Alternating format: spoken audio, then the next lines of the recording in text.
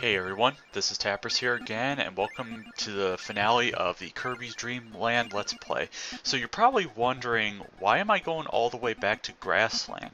Well, there's actually something we want that I prefer to show right now instead of go after the final bosses. Basically, there's something you probably may have noticed, but it's kind of hard to say. But in order to get 100%, we need to go back through the boss doors and fight the bosses again. Except no, because once you defeat the boss, you get something called bonus chance. In order to get 100%, you need to clear each and every one of these. And in all, there are 6 that we have to do. There is no bonus chance in Dark Castle, but all 6 of the other worlds.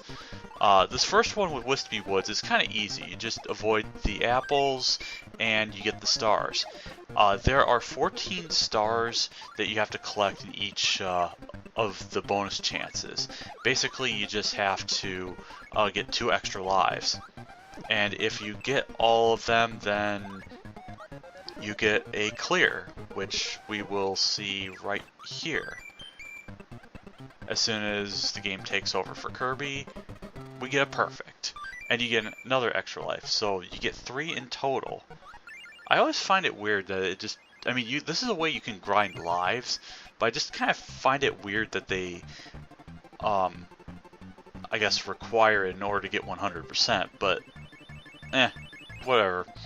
We go to Big Forest, and you probably remember the, Nerf and Ruffs, or whatever you want to call these porcupine hedgehogs that aren't Sonic and are property. I guess this is their version in Nintendo Land because, well, the Sega Nintendo Wars and all that. But this one is really easy. I mean, what did that take? 10-20 seconds to do, and Wispy Woods took about a minute. Yeah, I mean, the enemies there just go really slowly, so it's not even a bother. But now, Ripple Field. This one's a little trickier because you probably remember that you're underwater when you fought Sweet Stuff. God, it's just a really random name, especially considering that the boss looks like it was from The Legend of Zelda Link's Awakening. Or was it the other way around? Was it did it take from Link's Awakening, or did Link's Awakening take from Kirby's Dreamland 2? Well, all I have to say is, well, who cares, because it's not here. There's just a bunch of Gordos, and we just have to navigate through them all. I'm honestly surprised I got through that without any damage, because if you do get damaged, you're taken immediately out of the bonus chance, and you have to redo it. If you do get kicked out, you have to go to another world, do another level, and then the door will open again. As far as I know. I can't quite remember the way it's reopened. I assumed it was just going to another world and then coming back immediately. But that's not quite the case.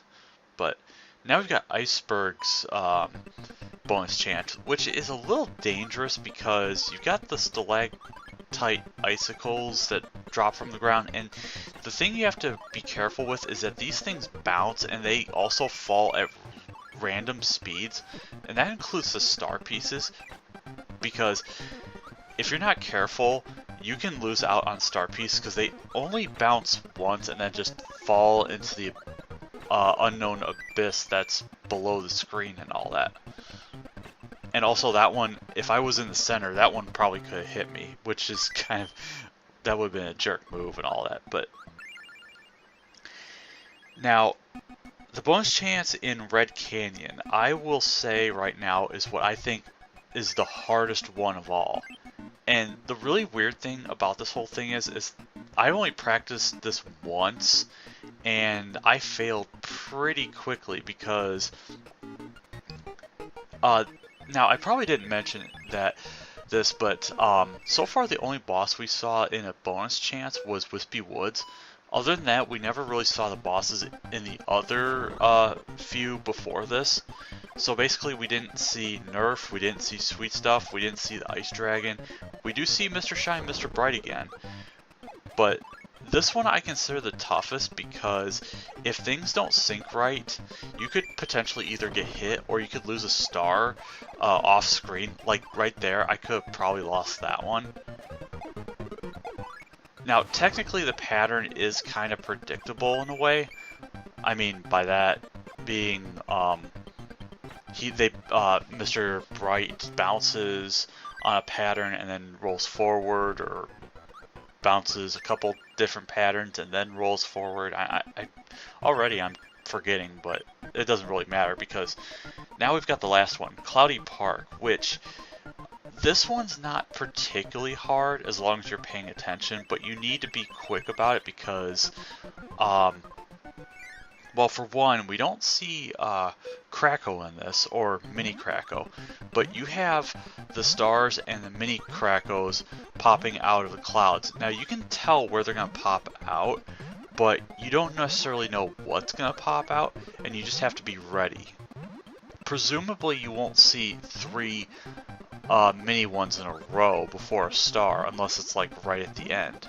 So, that might be something to look out for. Also, I do love how that the mini stars just block the projectile stars that you spit out.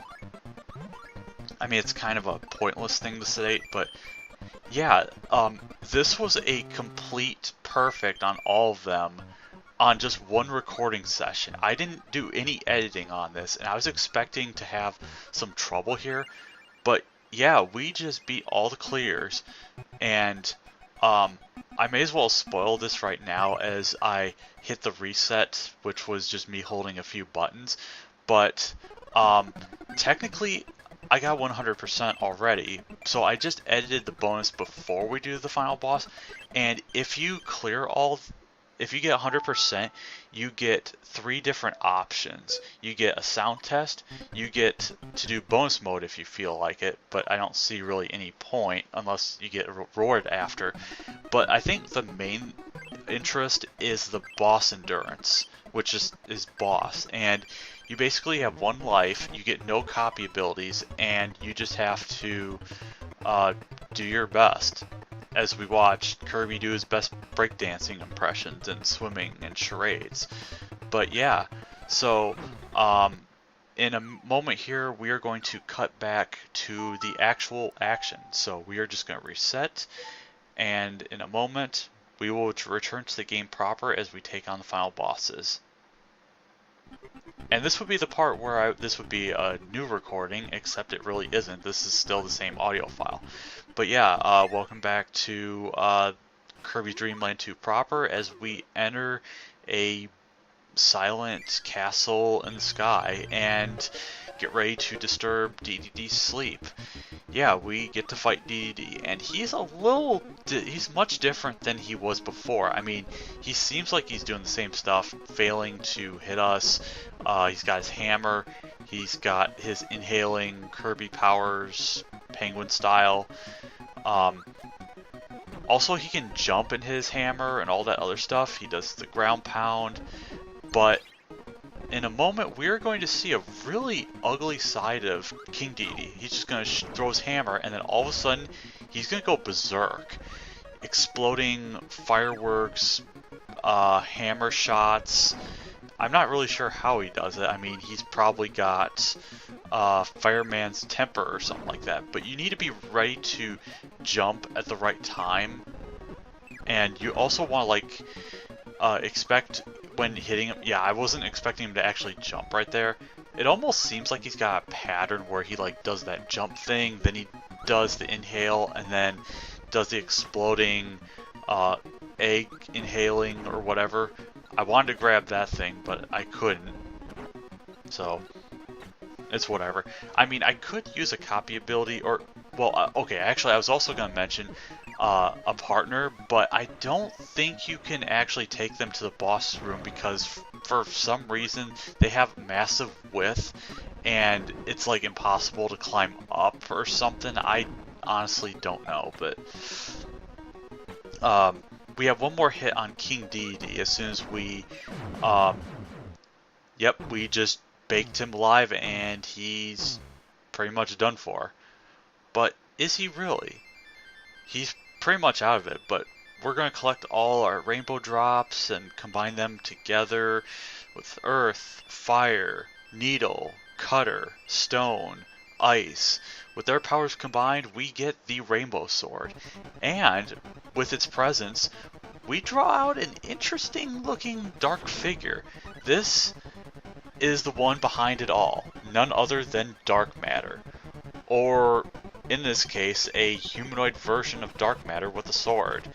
And when I first fought this boss, I figured he's actually really cool looking. I love this form of dark matter, and thought this is actually a pretty tough fight, but in all honesty, this is a pretty easy battle with dark matter, or at least this form of it.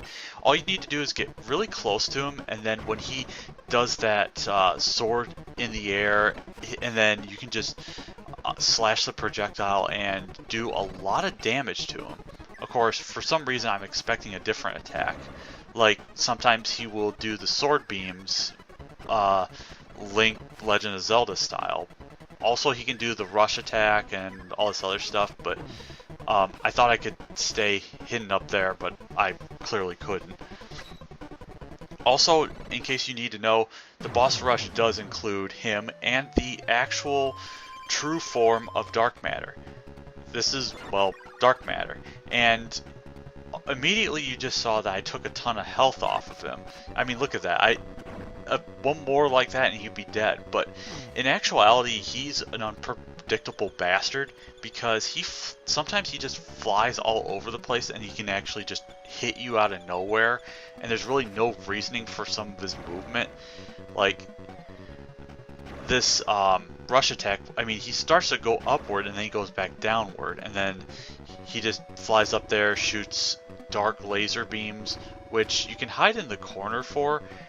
And then, I guess he actually did it one more time, but now he just resets his pattern, and in a moment we are going to kill him, but we're just going to kill him in style by shooting his scaly projectiles at him as we just randomly decide to fall to the earth, because we lost our power all Sonic Adventure 2 style. As our animal buddies do absolutely nothing because Ku can't go to the atmosphere, Rick can't fly because he's on the ground, and Kine is actually awake, but, well, sea creatures suck.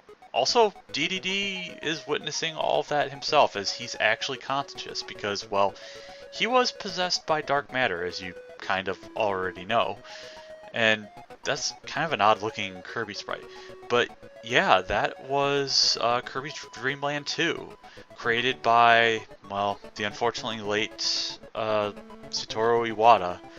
But I have to say, this is still a game I enjoy to play because, I mean, the music is a treat, the stages, I mean, they're really short as you would expect in a Kirby game, but, I mean, it's just a lot, it's just the land itself that's always a joy, and it's kind of like a happy series usually. Well, I mean, there are some dark elements because, well, dark matter and a bunch of other stuff, but yeah. This has been Kirby Dreamland 2, so now the question is, which game will I be going to next? Well, that's a big question, because I still have Nightmare in Dreamland, I still have Superstar, even though I'm going to be doing Ultra probably, and then there's Kirby Dreamland 3, and eventually Kirby 64. So next time, we'll see what's up, and until then, this has been Tapras, and ignore that 94 because I already got 100%. This has been Tapras, and I will see you again next time. Take care.